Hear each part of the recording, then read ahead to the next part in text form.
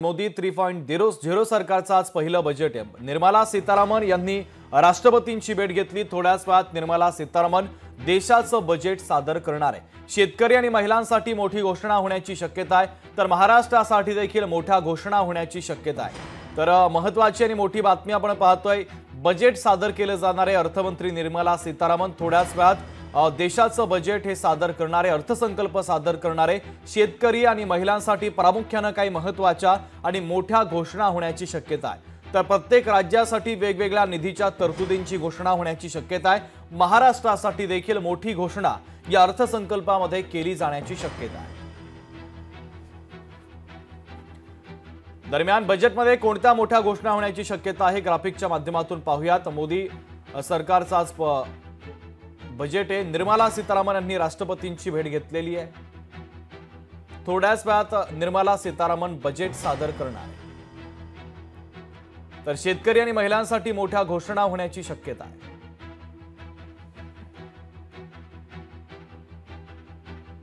Expectation तो यही है गवर्नमेंट से कि इस महंगाई के ज़माने में जितना भी थोड़ा सस्ता हो जाए, जिससे जो है मिडिल क्लास के तबके के नीचे जो है ज़्यादा परसेंटेज है, तो उनके लिए थोड़ा सा आराम हो जाए, राहत हो।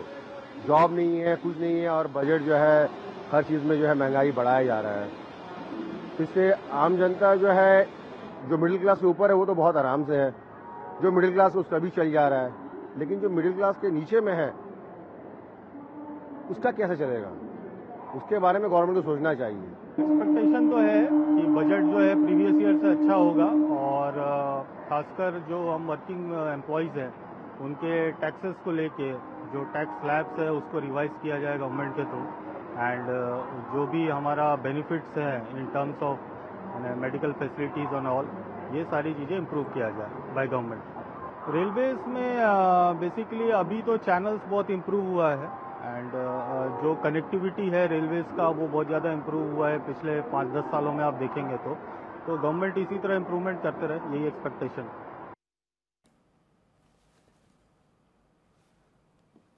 तर ही दृश्य आपण पाहतोय, निर्मला सीतारामन हे संसदेमध्ये त्या पोहोचलेल्या आहेत। ही दृश्य देखील आपण पाहतोय।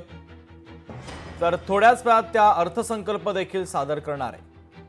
केंद्रीय अर्थमंत्री निर्मला सीतारामन देशाचा अर्थसंकल्प सादर करतायत।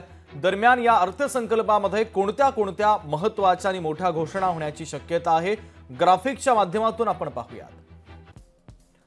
पीएम सन्मान निधीमध्ये वाढ होण्याची शक्यता आहे।